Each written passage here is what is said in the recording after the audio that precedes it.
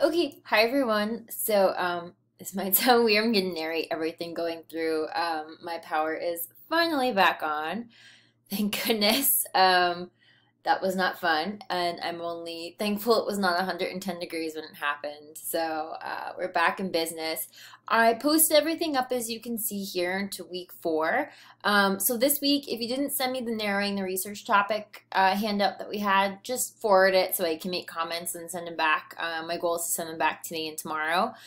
This week, you're going to make a list of possible sources that you want to use on your topic. Remember, just because they're potential or possible ones doesn't mean you are hold or you have to use them or anything like that.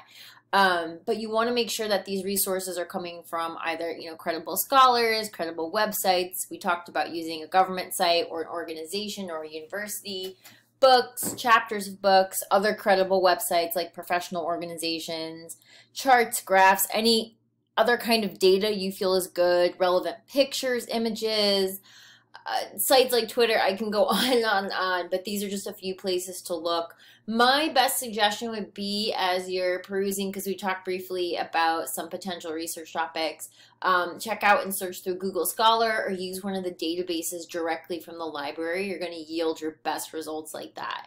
And that's really important. So after you do that, aim to write at least 3 to 5 paragraphs. Start your paper. You can start anywhere. It does not have to mean you have to start at the beginning. You can just start writing on your research and look to fit that in somewhere else. But if you feel like you're in a good writing mode, just keep going. 3 to 5 paragraphs is just me getting you started, but go ahead, keep working on it. If you feel like you're invested and you're interested, just keep going with it. So for this week, we're definitely focusing on our research and writing. I added a couple of different handouts that I think are particularly helpful, especially as you get into the search part of looking for different types of research sources. So the first I'll just bring up here, again, this is one of I mentioned this a couple times, but this is probably another one of my very favorite online writing resources. And this comes out of the University of North Carolina at Chapel Hill.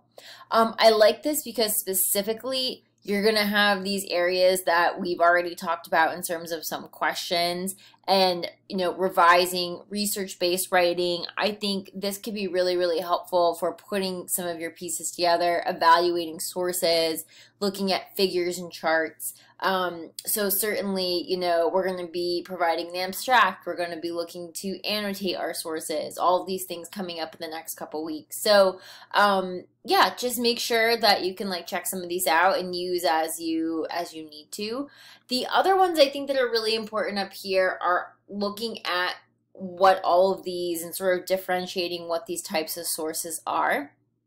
So I really love this piece that comes out of New Mexico State University from their library. I love how they broke it up into the different categories.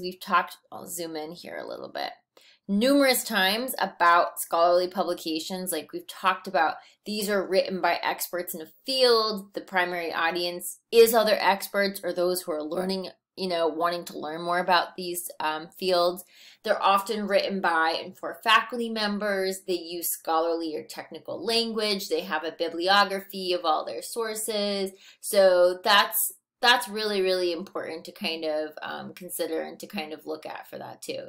So I think keeping these in mind, just keeping sort of your options open as you're going through and just, kind of looking for a good variety of sources is really, really important. Going down, it'll also talk about popular sources. So these are things that come from news and magazines.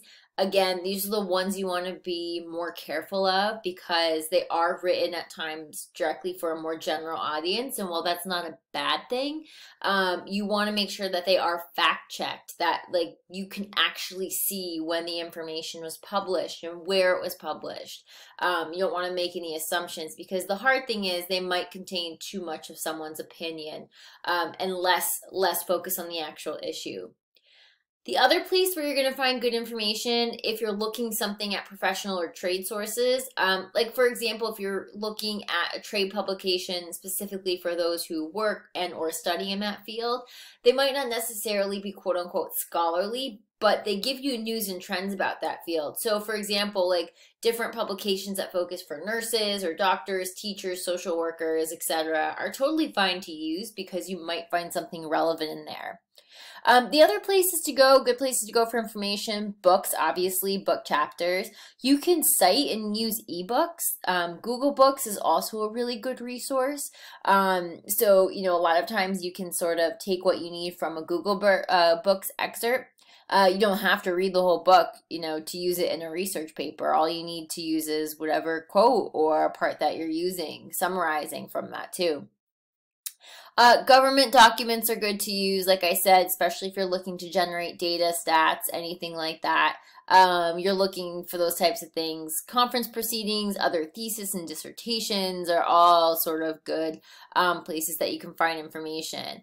To the right in the article, I'll put this over here, you can see there is an anatomy of a scholarly article and a quick reference thing here. I'll show you. These are great places to look.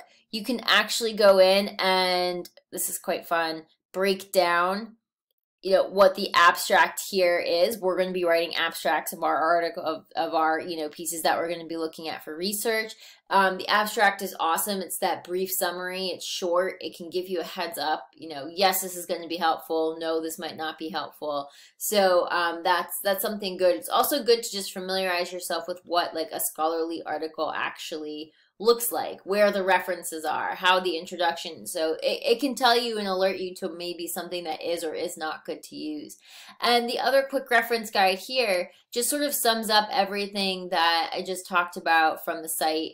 But I like it because, you know, in terms of looking and breaking up scholarly, popular, and trade or technical resources, you know, what are they including? You know, if you see a lot of ads in there, that can kind of be a heads up. You know, if you are looking at their appearance, what do they look like, their language, who's reviewing them, what's their purpose, you know, are they citing their sources, which is also really important. So this just kind of sums everything up, but I think it's a nice general chart just to give you, you know, differentiate what's good and what's not, because there's just so much out there. And you know, while we like having a lot of information, at times it's completely and utterly overwhelming.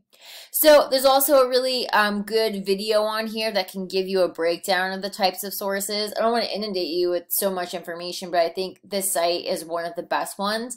Not only can you talk about looking at different types of sources, but evaluating them. So these are some important questions that we'll continue to go over as we run through the course of our class. But, you know, what makes someone an authority on the subject? These are good questions to ask. You know, how do we know that they are, you know, experts in the field? What kind of background have they done? You know, where is their publication appearing?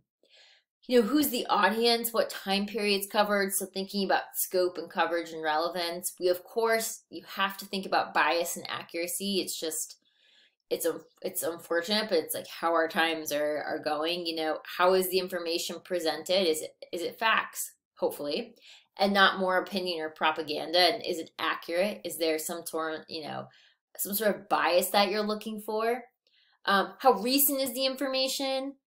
How sort of what level of quality is the information? You wouldn't believe some of the things that I read that are actually, you know, incorrect in terms of grammar and style. And while that might not seem like a huge thing, at this level, it really should be pretty well done. Is the presenter selling something?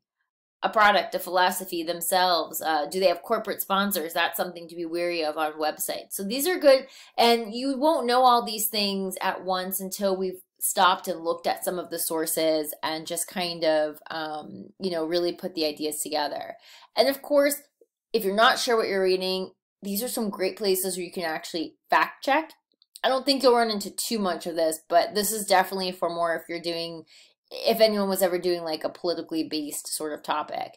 And then, of course, recognizing bias. You know, these are some places to kind of go for that too. So I think these are all really, really helpful because there's so many different types of sources. And this is sort of a fun user box that you can go through to just kind of see these in here.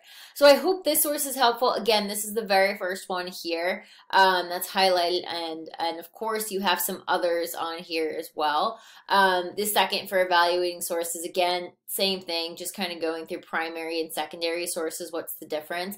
I like the chart a little bit better on the other page, but there's some great also infographics on here too. So I won't bore you with me going through all of them because some of them can be redundant, but there are good examples of like what constitutes a general interest magazine. Well, things like Popular Science, Psychology Today, and that's not saying they're bad places to go. It's just saying that you might want to be careful of what's in some of these. So I think this should give you a good place to start, but like I said, the best place to start, my favorite place to start, they don't pay me, I wish they did, is Google Scholar. So make sure you're in the Google Scholar realm so you can go on here and make sure if you're logged in, if you use Gmail, you can save citations in your library. For example, I'm just going to put a random, I'm just going to use a random topic in here, and we can talk about, okay, very broad. Very broad.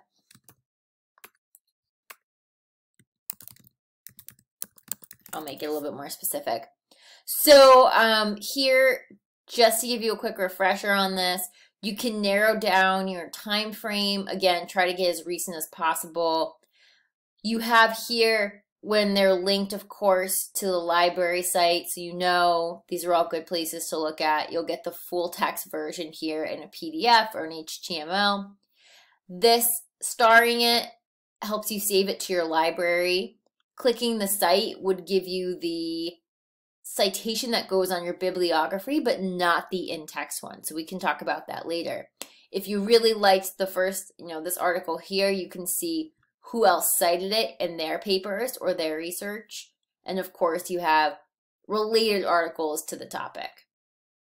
So this should give you a lot of places to start, and Google Scholar, like I said, is one of the best ones with that as well. So I'm going to upload some other, I think, helpful research sort of videos because they are really, really interesting. It's such a fun process, but you just want to make sure that you're giving yourself enough time to actually find and look at and then sort of evaluate the information. So have fun with it. I'm here for all questions. We're definitely going to spend a lot of time on this and go through all of your sources, and then of course go through your first couple drafts of this paper too.